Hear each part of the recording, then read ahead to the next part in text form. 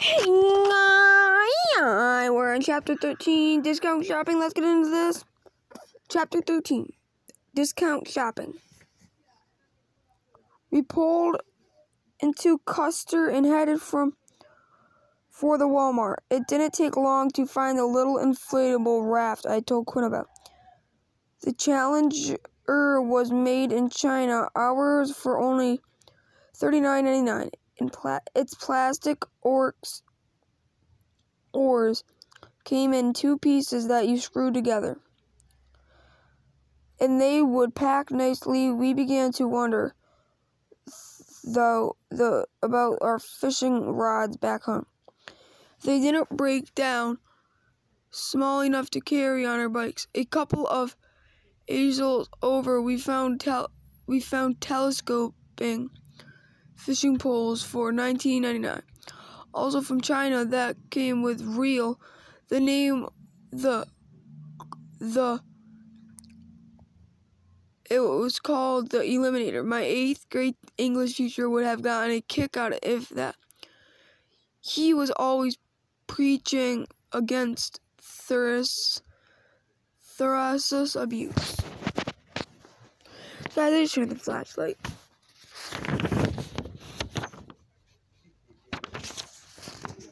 Oh, this is...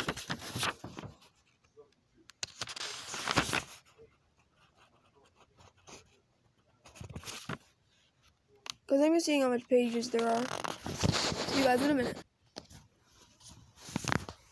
Through packing our sleeping bags, fishing gear, jackets, and rain gear, and so on, there wasn't room for our toothbrushes. It's almost 3:30, I said. You still think we can make it to lake before dark? Sure, but we better get going. I've wrote my dad a note, told him where we were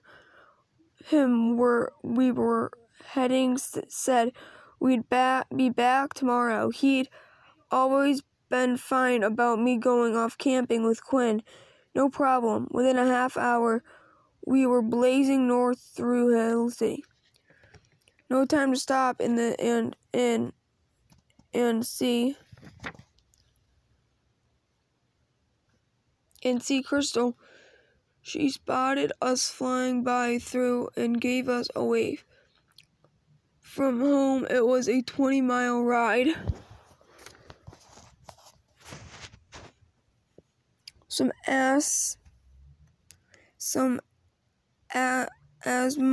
to beat the dark. As soon as we left Spring Creek, we started climbing the first grade. The clouds were building. The wind was blowing against us on the merits of the riding. The day before, Quinn had me pushing the should have been a killer, but it wasn't. Bound out of what a roar they made. No helmets on any of them. I noticed, like Uncle Jake, they were more afraid of helmets than they were of death. The wind was blowing harder all the time. Always against us, slow and ready. We won the race. The sun was about to crash into a mountain as we pulled into the campgrounds at Pactola Lake. The place was jam-packed. Every corner we turned, we found kids running around, music playing, dogs barking, steak sizzling on the grill, picnic tables filling with food. Our chances of finding a campsite appeared to be south of zero. We downshifted past a couple of girls who checked us out with mild interest. No doubt they were thinking of inviting us to dinner. No, hey guys, we have tons of food. We'll tell Dad to throw on a couple more steaks. Look, here, a spot where you can pitch your tent right next to our RV. The dinner, we can go for a long walk around the lake. Yeah, right. Truth be told, they were bored trout, watching a couple of fishermen go in a drift boat. They had no idea they should be asking for a t-shirt, Quinn said with a sly grin.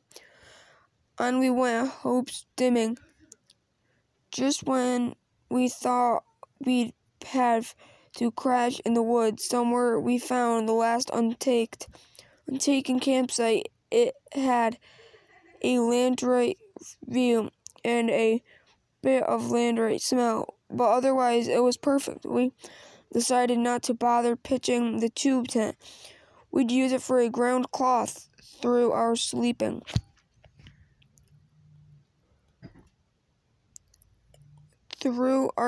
bags on it and sleep under the stars. Quinn got out the bowls and spoons, mixed up some powdered milk, and set out our ration of granola. He said it was excellent, but we are lying. So let's play some cards. Bet you bought them. Yeah, and a flashlight. It's getting dark. I fetched my backpack and started pulling things out, including my fleece jacket. The night air was suddenly cold. Something fell out of my balled-up jacket and hit up the ground with a thud. It was Fred. Just then the guy selling firewood out of his truck. Quinn brought a couple armful. We were able to start our card game. By the light of a toasty campfire, we stayed up late as the last barking dog in the camp. Okay, guys, come back next time for chapter 14. Go big or go home. I'm your host, Michael. I know this one is short, but I'm your host, Michael. Have a good day. Bye, guys. Subscribe and like. Bye, guys.